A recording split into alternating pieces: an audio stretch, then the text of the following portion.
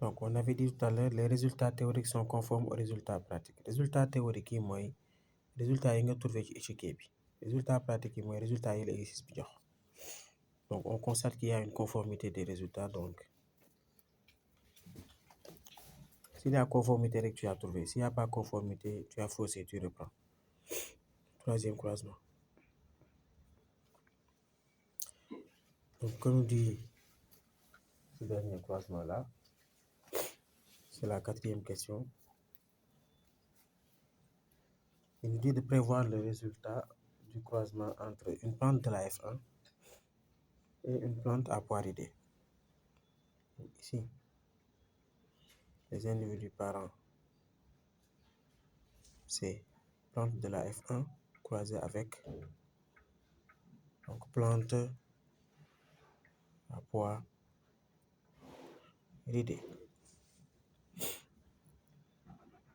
C'est le type. Les plantes de la F1 sont lisses. Et le génotype, attention, parce qu'on a fait un croisement qui est assez similaire, c'est le premier croisement. Mais à la différence du premier croisement ici, les plantes qui sont lisses ne sont pas de race pure, ils sont hybrides.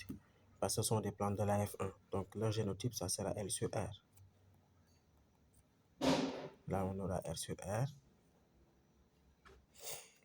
On va les gamètes, je divise les génotypes par 2. Comme les deux lettres sont différentes, je les mets tous les deux. Si c'était identique, j'allais en mettre une seule. Là, j'ai seulement R. Le fait à R tout dit. Échiquier de croisement.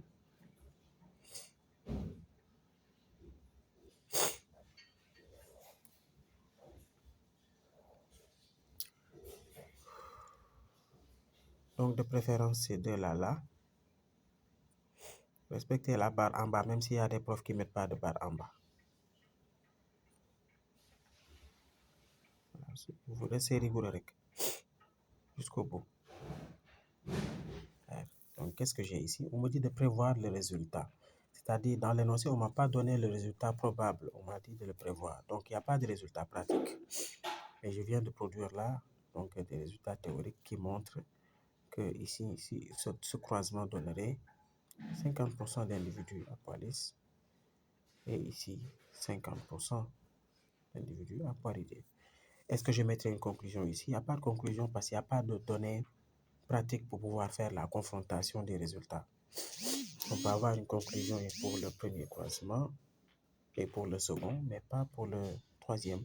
Parce que pour le troisième croisement, il n'y a pas de données pratiques qui permet bien sûr de faire cette confrontation. Donc, merci de votre attention. Ça, c'était le premier exercice en génétique.